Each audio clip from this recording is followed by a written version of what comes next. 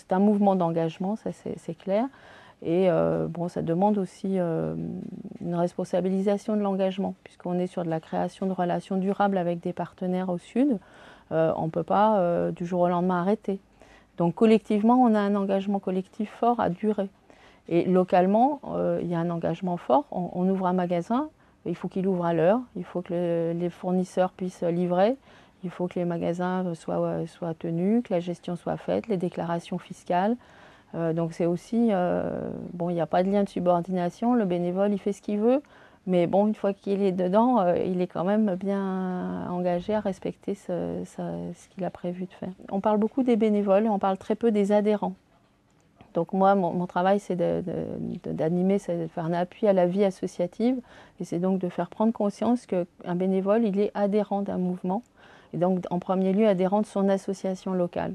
Chaque association est complètement indépendante et responsable financièrement, responsable politiquement de ce qu'elle fait. Chaque association a son projet associatif, a son projet d'action, et son projet, il passe par la construction d'une fédération qui est la fédération commune de l'ensemble de ces projets.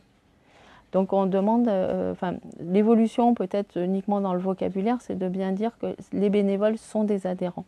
Et que c'est pas seulement, bénévole, c'est pas quelqu'un qui travaille sans être payé. C'est aussi quelqu'un qui adhère et qui construit un mouvement. Il y a un certain nombre d'organisations qui ne sont pas forcément structurées en réseau.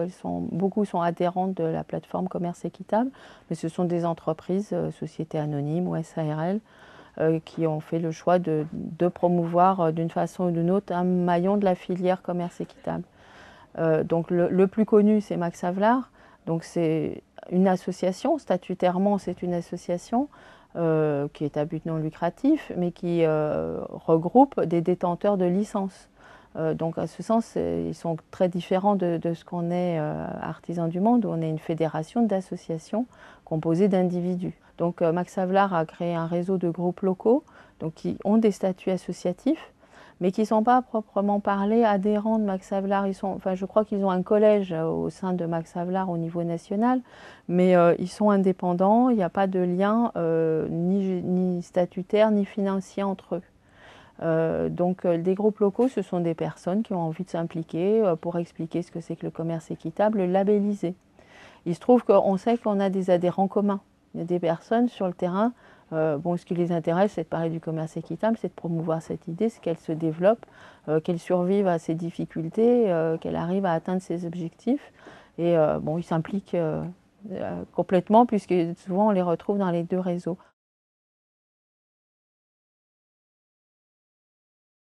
La fédération n'est composée que d'associations locales qui se sont créées de façon complètement indépendante.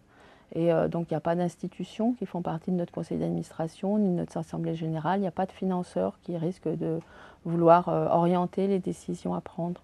On a une spécificité par rapport au secteur associatif, donc qui est plus connu dans le mouvement d'éducation populaire, et donc tous ceux qui adhèrent à la Ligue de l'enseignement, c'est que nous on a une activité clairement marchande.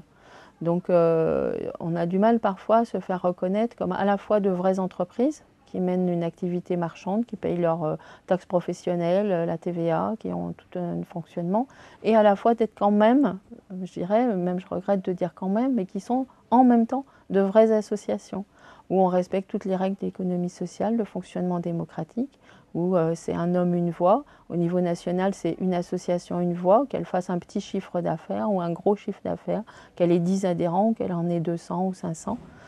Donc ça, c'est les valeurs fortes autour desquelles on construit notre spécificité de réseau associatif.